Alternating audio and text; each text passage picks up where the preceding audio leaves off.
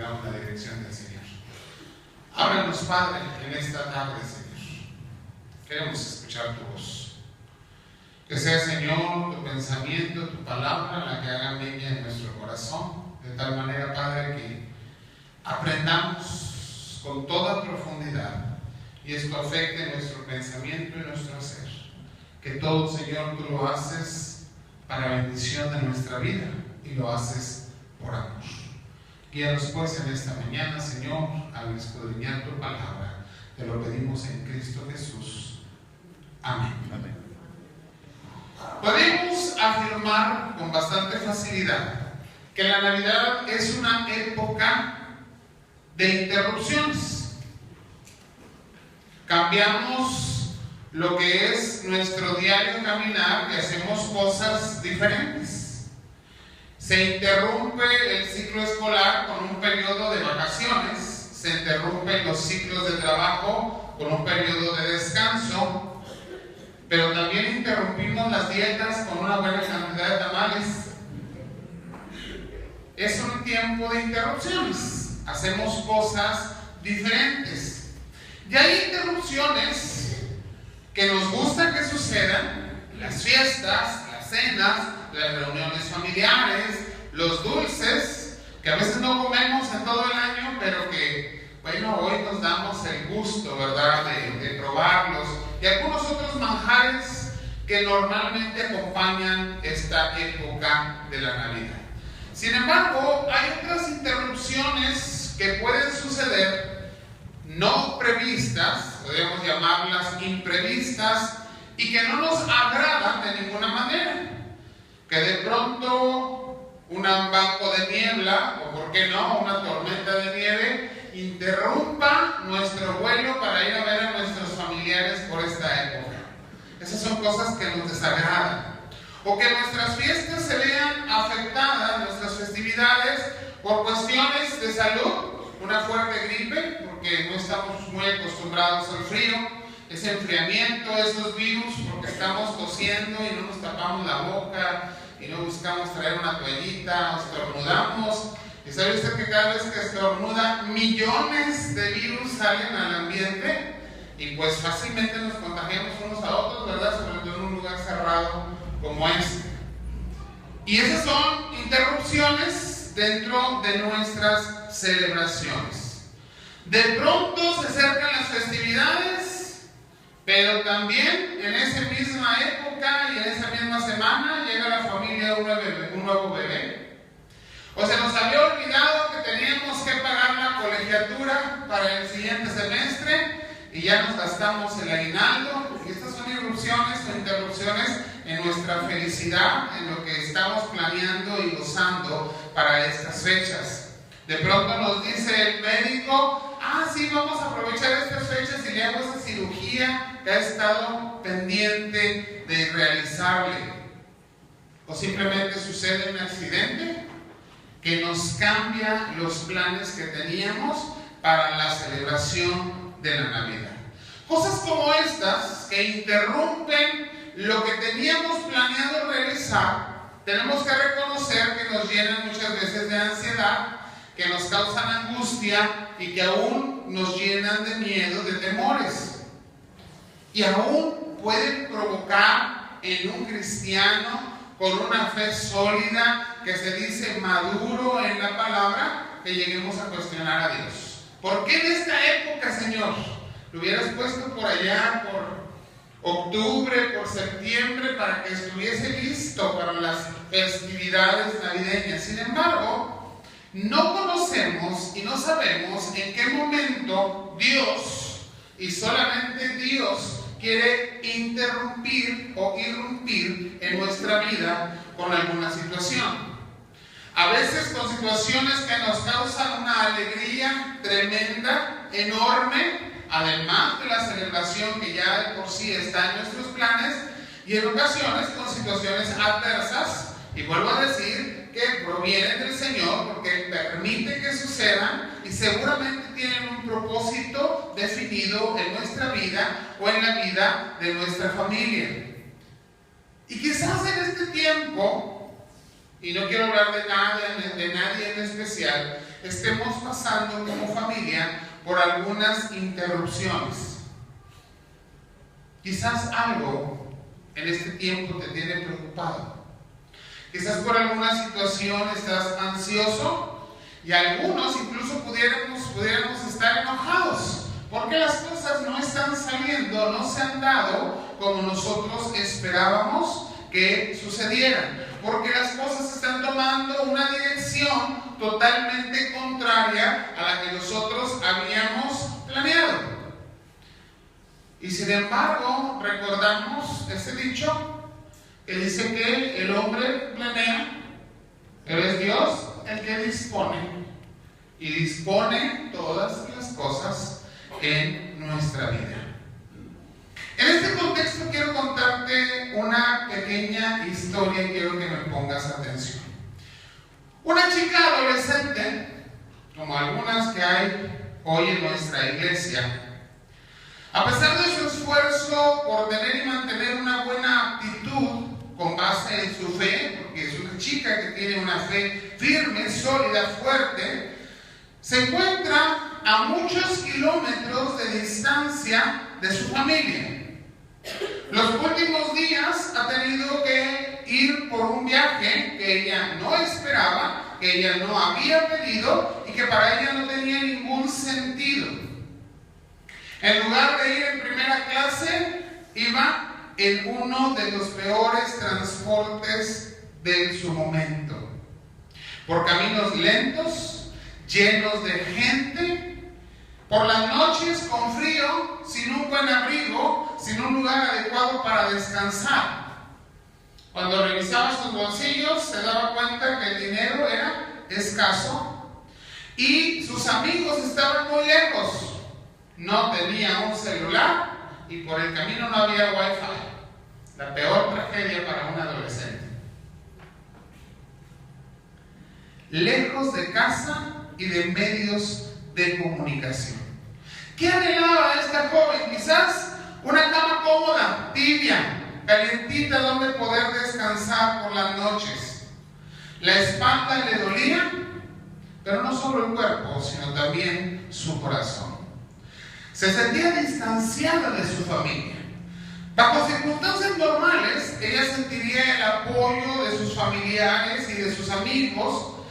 Eran una familia profundamente conservadora y religiosa, pero en ese momento la situación familiar era complicada. Ante la noticia de que esta adolescente se encontraba embarazada antes de que sucediera su boda. Ajá, ¿con qué embarazada antes de la boda? Dirían sus amigos y familiares. ¡Qué vergüenza! Y qué difícil haber tenido que dar explicaciones y haber tenido que decirle a su prometido, aquel con quien se iba a casar, que el hijo que estaba esperando ni siquiera era de él. Situaciones difíciles, vergonzosas, pero que bajo un milagro de Dios, no lo podemos decir de otra manera, su prometido hubiese decidido casarse con ella aún bajo estas circunstancias. Qué difícil estar a punto de terminar el embarazo y tener que seguir caminando mientras pensaba en cómo poder tener un parto tranquilo. ¿Cómo pudo haber tenido este parto en su casa? Bajo circunstancias normales, quizás con su mano tomada por su propia madre o alguna de sus tías, con el apoyo de su familia y de alguna partera, pero en este momento simplemente sola, con aquel que ahora es su marido, pero no el padre de su hijo, y esperar en cualquier momento el alumbramiento. Te pregunto, ¿qué pensarías de pasar una Navidad bajo estas circunstancias? Pues así fue, de esta manera interrumpida y extraña, la primera Navidad de María. ¿Te habías puesto a pensar esto? Lo complicadamente difícil de la experiencia de María, llena de fe, pero complicada totalmente con los hechos a su alrededor. O al menos tendría que decirlo, así me lo imagino yo. No sé usted. Porque la Biblia no nos da todos estos detalles. Pero conociendo la época y cómo pensaban religiosa y de una manera muy conservadora las personas, circunstancias difíciles habría a su alrededor. Uno podría pensar que María, la madre de nuestro Señor Jesucristo, sería una mujer que todos respetarían. Eso le dijo el ángel, que sería una mujer favorecida, reconocida. Y sin embargo, ante los ojos de la sociedad, ella y José eran unos mentirosos. ¿Por qué? Todavía no estaban casados, que ella ya estaba esperando un hijo. Y además, tratar de entender la explicación es que es un embarazo virginal. Complicado. Una sociedad, ni siquiera como la nuestra, sino de esa época, diría: estos no solo están locos, sino son un par de mentirosos. Y sin embargo, podemos asegurar que en medio de toda esta dificultad, de toda esta interrupción de lo que pudo haber sido un matrimonio feliz, con un embarazo normal, con una familia apoyando y con todas las circunstancias planeadas, el que triunfa en medio de todas las dificultades es nuestro Dios. En medio del escándalo, Dios es triunfador. Quizá deberíamos preguntarnos cómo fue que María pudo soportar todas estas interrupciones y poder soportar tomada solamente de la fe y tener la calma necesaria en su corazón. Y la única respuesta que encontramos a cómo María pudo soportar todo esto está en: ella escuchó la voz de Dios y se sujetó y se sometió profundamente a los designios de Dios. Leemos ahí en el Evangelio según San Lucas capítulo 1, cuando en el versículo 35 el ángel le habla a María y le dice: el Espíritu Santo vendrá sobre ti y el poder del Altísimo te cubrirá con su sombra, por lo cual también el santo ser que nacerá será llamado Hijo de Dios. Entonces María dijo: he aquí la sierva del Señor, hágase conmigo conforme a tu palabra. Y repito las palabras de María: he aquí la sierva del Señor, hágase conmigo conforme a tu palabra. En medio de dificultades, de carencias, de necesidades, de problemas, de enfermedades, de situaciones que traen tristeza y aflicción a nuestra vida, cuando decimos en esta época: no, Señor, porque es la época para disfrutar, para celebrar, para gozar en familia, ¿cuántos de nosotros estaríamos dispuestos a decir: he aquí el siervo, la sierva tuyo, Señor, y tú vas a hacer conmigo lo que tú tengas en tu voluntad y en tu designio? No hay otra forma de soportar las situaciones adversas, sino escuchando que Dios tiene un propósito y declarando con fe y convicción: Señor, haz conmigo lo que tú quieras. Confío en que lo que tú estés haciendo y lo que tú hagas será para bendición, porque mi fe está puesta en ti. Cuando consideramos el viaje, este viaje que se llevó a cabo en las circunstancias históricas que se previenen ahí en el pasaje, y que todos tenían que salir de donde vivían para ir a donde habían nacido, de donde venía su familia, simplemente fue un viaje inoportuno. Sin embargo, como lo narra la palabra, es un viaje que está en el propósito de Dios. ¿Y cómo puede ser esto? Es el propósito de Dios para la vida de José y de María, pero es totalmente inoportuno. Piénselo un momento: ¿quién en su sano juicio llevaría a su mujer por un viaje de 120 kilómetros, seguramente a pie, por un camino pedregoso en el 9º mes de su gestación. Es de locura. José hubiera dicho no, pero la ley se lo prohibía. Tenía que hacerlo. ¿Por qué? Porque tenía que hacerlo. Tenía que obedecer la ley.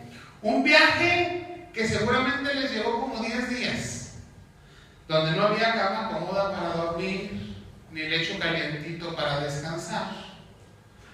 Un viaje totalmente inoportuno, pero que estaba bajo la voluntad y el propósito de Dios. Porque el Señor había dicho ya desde antes, por medio del profeta, que el Mesías había de nacer, ¿en dónde?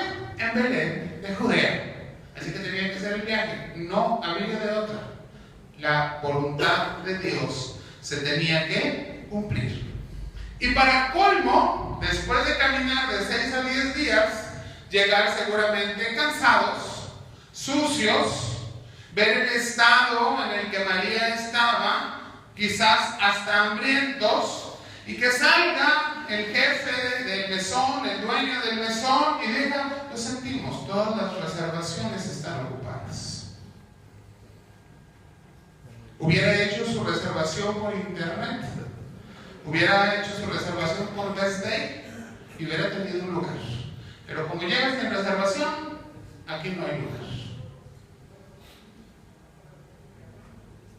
Decir, bueno, ¿de qué se trata? Si el propósito de Dios es que vengamos a este lugar, ¿por qué no nos facilita las cosas?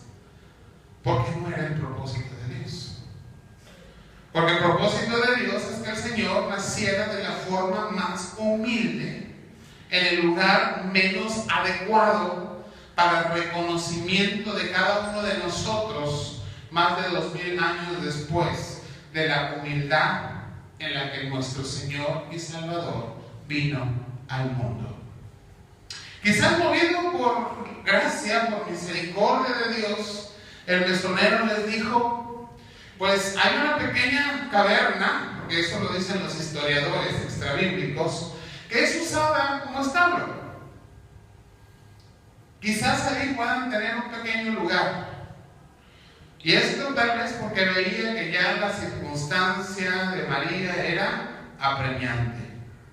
Yo me puedo imaginar a José tratando de cargar lo poco o lo mucho que traían para el viaje y apoyando a María, que quizás ya traería algunos centímetros de dilatación, estaba a punto de aliviarse y tener que subir todavía hasta esa pequeña caverna, apresuradamente acomodar la paja e improvisar una pequeña cama, quizás tender algunos de los harapos de las telas que traían, y no quedarle más a José que hacer el trabajo de partero,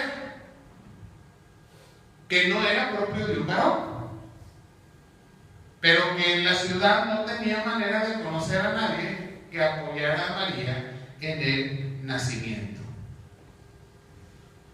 Seguramente prendió un fuego. Dicen que hay que calentar agua. Yo nunca he sabido para qué se calienta agua, pero siempre dicen que calienten agua y traigan paños limpios. Seguramente sirven para limpiar después, ¿verdad?, del nacimiento. Eso saben más los doctores y las enfermeras. Yo no sé para qué. Pero había que calentar agua, había que tener paños limpios y había que atender a María en el nacimiento. Y esperaríamos que los testigos del nacimiento del gran rey, como se acostumbraba en las cortes de la época y posteriores, serían pues gente, cercanos, personas importantes, nodrizas y mujeres que estarían en apoyo.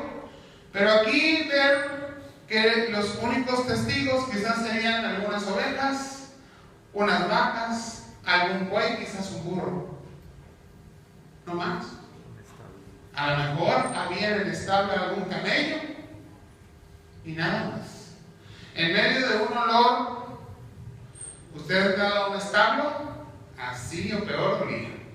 Porque hoy los establos se mantienen limpios. En esa época, no. Esa es la condición en la que nuestro Dios irrumpe en la historia humana que nosotros no podríamos siquiera imaginarnos o planearlo de esa manera.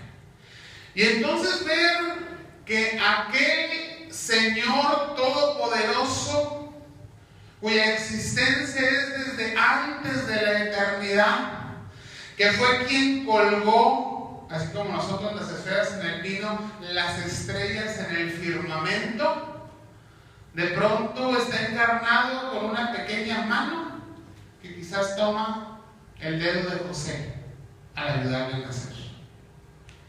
Ver al Dios todopoderoso, creador de todo lo que existe, el que es por sí mismo el gran yo soy, tener que ser cubierto de pedazos de tela para poder proteger la delicada piel de su espalda, que no fuera a ser tallada por la paja del lugar donde fue acostado.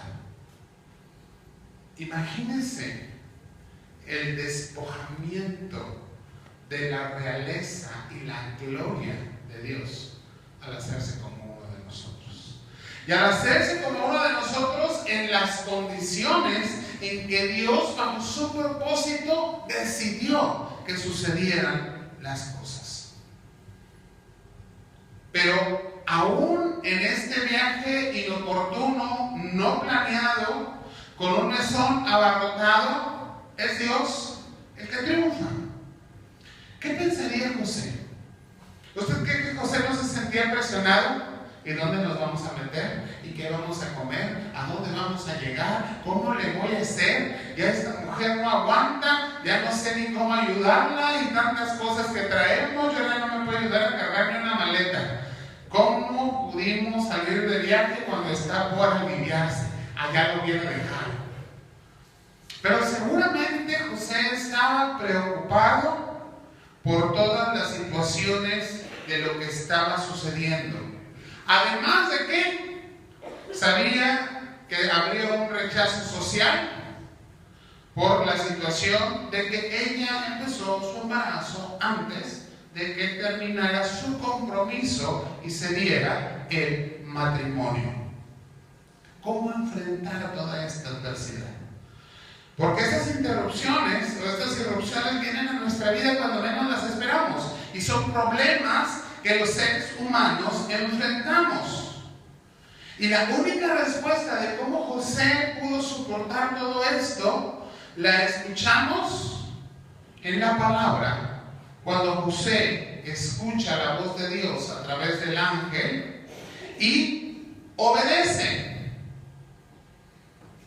Vemos al ángel decirle a José: no temas tomar a María como tu mujer, porque lo que en ella es engendrado del Espíritu Santo es. Mateo capítulo 1. ¿Y qué responde José? Dice: despertando José del sueño, hizo como el ángel del Señor le había mandado. Cuando escuchamos la voz de Dios y obedecemos la voz de Dios, tenemos la capacidad de soportar las adversidades. Pero si estamos alejados de la palabra de Dios o no dispuestos a obedecer, las adversidades de todos modos van a venir y no tendremos escudo, no tendremos protección ni manera de soportar. Y entonces estamos no solamente angustiados por el momento, por la situación, sino completamente ahogados en el problema. ¿Por qué? No tenemos forma de salir. Dios no dijo que no habría problemas, pero sí dijo que estaría a nuestro lado todos los días. No podemos evitar que aflicciones vengan a nuestra vida. No podemos evitar que enfermedades ataquen nuestro cuerpo. No podemos evitar que situaciones difíciles se den alrededor de nosotros. Pero sabemos que tenemos un fuerte sustento en la fe que el Señor nos ha dado. Que Él está ahí para soportarnos y para llevarnos en brazos cuando así lo necesitamos. ¿Qué se requiere? escuchar, estar dispuestos a rendirnos y obedecer. Es la forma de soportar todas estas interrupciones. Podríamos ver en la historia del nacimiento del Señor un tremendo caos. Y la verdad es que es un caos. Nosotros nos vamos a la celebración, al nacimiento. Gloria a Dios en las alturas. El Señor ha nacido. Pero no vemos todo el caos alrededor. Y aún en medio del caos, quien triunfa es nuestro Dios.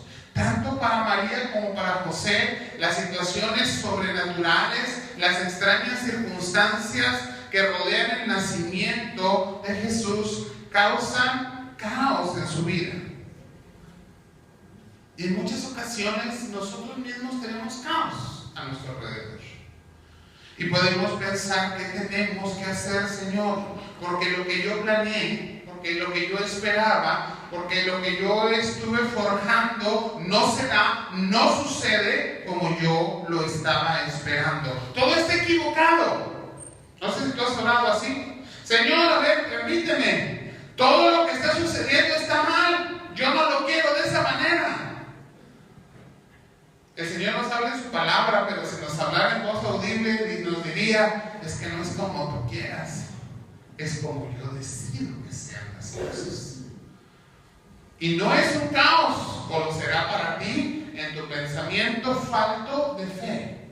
Es mi propósito, mi actuar y mi voluntad perfecta, que te aseguro te va a llenar de bendición. No está en equivocadas las cosas, es el cumplimiento de Dios. En medio de ese caos de la historia del nacimiento se da el cumplimiento de los tiempos perfectos de nuestro Dios. El Señor del universo cumple en ese momento una porción sumamente importante de un proyecto eterno, el proyecto de salvación.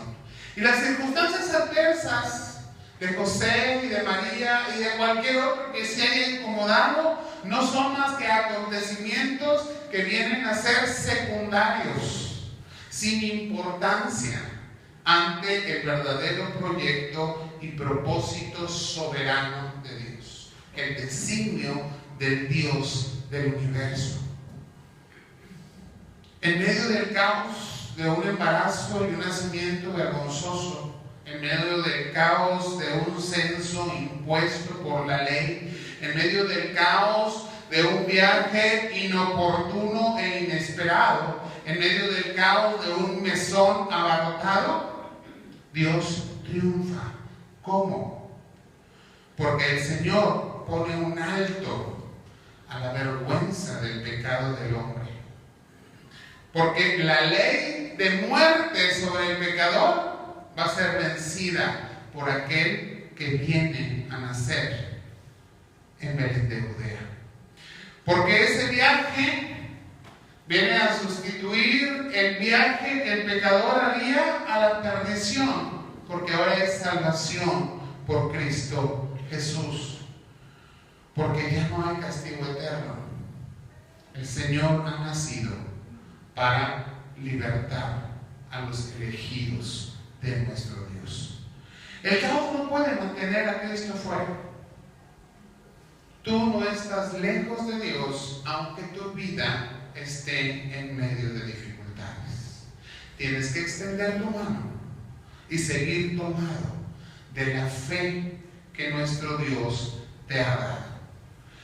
Y tenemos que preguntarnos, en medio de nuestro propio caos, de esas noches que nos parecen largas porque no hemos podido dormir, o cortas porque nos levantamos igual de cansados como nos acostamos, en esos momentos en que estamos trabajando arduamente muchas más horas de las que creemos que deberíamos y que el trabajo es extenuante, en medio del estrés, porque la gran enfermedad de nuestro tiempo es que todos estamos estresados.